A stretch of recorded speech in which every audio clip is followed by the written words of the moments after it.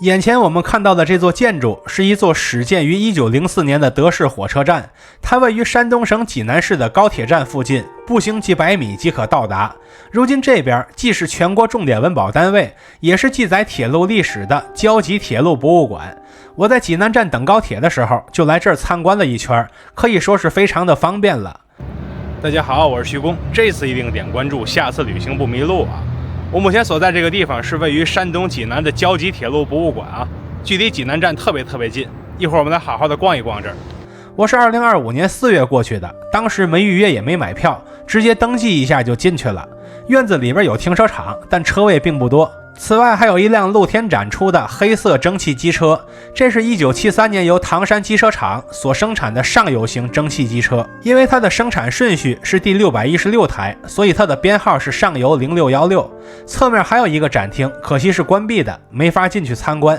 现在我们走进主厅，如果有大件行李，记得跟工作人员说一声，会有人帮你寄存的，不然拉着个大箱子耽误参观。办好这些事儿，我们先从序厅开始看。序厅地面上的轨道是100年前的德国钢枕钢轨原件，而上面所写的1904年6月1日则是交集铁路全线通车的日期。序厅侧面的墙壁上有一处车站喷水池的残件，当初济南站刚建好的时候，这是一个完整的石雕水池，但后来被破坏了，如今就只剩下这一个轮廓了。墙壁上的黄铜浮雕名为交集100年，它讲的是交集铁路过往100年的历史，从德国殖民到建设铁路，以及从巴黎和会到抗战再到新中国的曲折往事。现在我们准备进入第一展区，交集铁路的修建背景及过程。这段对应的是德国占据胶州湾后修建交集铁路的往事。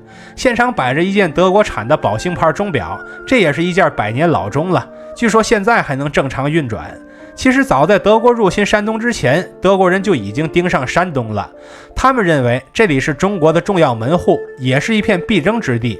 而且德国皇帝威廉2世继位之后，也对海外殖民地很热心，感觉他的想法就是英法有的，德国也得有。机会还真被他们等来了。在1897年，2个德国传教士在山东巨野被杀，史称巨野教案。之后德军以此为借口火速入侵山东，并和清朝签订了骄傲租界条约，要来了修铁路的权利。因为条约的全文很长，博物馆怕我们找不着这段，还特意用粉色给圈出来了。从此青岛便成为了德国的第一片远东殖民地，它就是交集铁路的起点。自1898年开始，德国人便开始对交集铁路进行勘测和设计。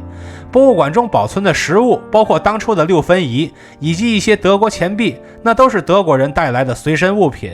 最终建成的铁路线路与最初的勘测线路也是相去无几的。在1899年，德国13家银行共同出资5400万马克来赞助这条铁路。当时的零部件几乎都是从德国运来的，感觉青岛下水道的传说就是基于这些零件编出来的。当然施工也没那么顺利，中途高密人民反抗过一阵子，此事在莫言的《檀香刑》中亦有记载。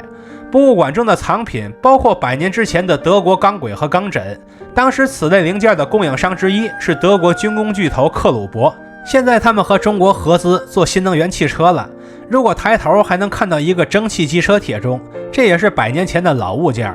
机车到站之后就把这个大钟敲响，它下面有个铁锁是可以拉动的，一拉起来声音就特别大，在这路过的时候很容易就会被吓一跳。后面的3面钟来自大港火车站，他说的是青岛大港火车站，而不是天津大港。钟表做成3面很方便，2面可以给乘客看时间，另一面给工作人员自己看时间，大家都不耽误事儿。下一个区域复原的是站长室，这位站长正在接收电报，那时候的电报还挺长的。除了人和电报之外，其余的桌椅、电话之类的物件则都是早期的原物。后面还有一组老暖气片，这是济南站早期的暖气片，看意思也是100年文物了。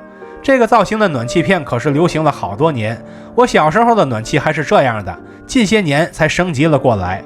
至此我们就看完了第一展区，现在我们进入第二展区，交集铁路对山东社会经济发展的影响。为了防止德国势力渗透，满清朝廷批准济南等地自开商部，这还是袁世凯这样的封疆大吏上书，他们才给批准的。究竟是谁在阻碍发展，不言而喻。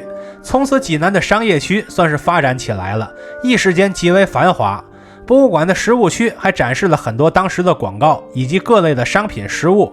后边的胶济铁路饭店是本单元的一个重点，它把西餐引入了中国。再看当时的物价，从这儿吃饭住店可不便宜，属于是奢侈消费了。对面是胶济铁路饭店的复原区，毕竟这边是接待过很多社会名流的地方，观感还是挺优雅的。转到下个房间，就看到了一个巨大号的德国压纸机，你猜这干嘛用的？它专门负责把纸压平，这样印出来的车票才是完整的，它就负责干这个。如你所见，工业的需求既然已经出现了，那沿途的工业必然会迎来一波发展。比如当时德国就曾在山东境内掠夺当时的矿产，那工业可不就顺便发展起来了。当时出现的新兴事物并不止工商类的企业，也包括博物馆之类的文化产品。广志院就是在那个时候出现的，它是山东省博的前身之一。当时的农业种植也得到了发展，因为铁路打通了，向外销售的路也打通了，什么棉花烟草既然不愁卖了，当然就多多的种了。现场还展示了哈德门香烟的烟盒，这种烟现在还有呢。总体而言，胶济铁路改变了山东当时的交通格局，也改变了某些城市的命运。比如始发站青岛原本只是个小渔村，但在修建胶济铁路之后，它瞬间就成为了繁华的商业圈。在1914年的日德战争中，日本占领了青岛，所以德国人在山东的殖民地最后是赔着钱走的。在被日本人摘了桃子之后，德国人连回本都回不了。至此，我们就看完了这个展区，准备上楼，并抵达位于2楼的第3展厅风雨沧桑路。这边开头说的就是日德战争，这场战争是第1次世界大战的一部分，最后日本获胜了。在一战结束之后的巴黎和会上，列强要根据凡尔赛条约把德国在山东的特权转让给日本，这是把中国这个战胜国给当成战败国处理了。之后在华盛顿会议上，中国终于收回了胶济铁路，但代价是给日本偿还4000万日元。要么说弱国只能任人摆布呢？1928年，在北伐战争期间，日本再次出兵进犯山东济南，并杀害外交代表蔡公时以及多名随从，史称53惨案。如今在泰安岱庙等地，我们还能看到53惨案纪念碑的实物，提醒我们不要忘记过往的世仇。在抗战期间，胶济铁路的关键设备及人员开始向南迁移，与此同时，铁道游击队也在敌后坚持不懈地打击日寇。电影《铁道游击队》的故事就是在山东发生的，过后也是这支队伍接受了当地日本军队的投降。后面是解放战争期间，这边的记录非常少，所以补充一个现场没出现的知识点。在莱芜战役中，国军的李先洲3天损失了5万人的部队，气得王耀武破口大骂，就是5万头猪，共军3天也抓不完。这个故事就是在山东发生的。下面我们进入第4展区，迈向新时代。在全力抢修下，胶济铁路在1949年9月全面恢复了通车。在抗美援朝期间，源源不断的物资以及大批支援前线的人员都通过胶济铁路不断的运往前线。之后在高铁时代，我们有了很多新的铁路，在出行的时候也有了更多新的选择。后面一个小屋子是57车站接待室复原区，这个车站也在济南，是一个专供领导人专列停靠的车站。它拥有临时的地下防空设施，内部的装饰也颇有年代感。不过如今57车站已经不再投入使用了。然后我们继续登上楼梯，奔向3楼，发现3楼还有几个小展厅。头一个展厅的主题是济南2座老火车站的前世今生。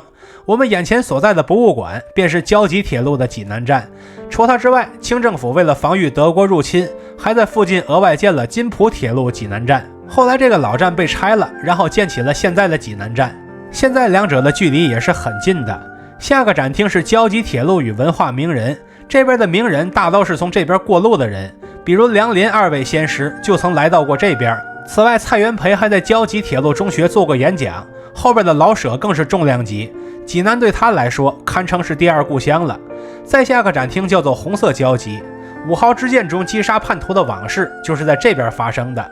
5号就是我们的周总理，要么说呢，能成为开国元勋的人绝不是简单的人物。第4展厅在建筑阁楼里，夏天这屋里相当热了，不知道冬天能不能凉快点。这边所展出的都是济南站的老物件，其中包括一个4面钟盘残件，它是老济南站用的钟。在拆除老站建新站之后，这件残钟辗转抵达博物馆，留下了老济南站的最后回忆。至此，我们就彻底逛完了胶济铁路博物馆。我们不难从中发现，青岛、济南等地最初的发展与铁路是密不可分的。更进一步说，交通即发展，只有畅通、高效、低成本的交通方式，才能带来更多的可能性。对城市是如此，对每个人也是一样。如今高铁的速度远在当初的火车之上，我们借着它的速度，可以在几个小时之内看遍古人赶路几个月才能看到的那些风景。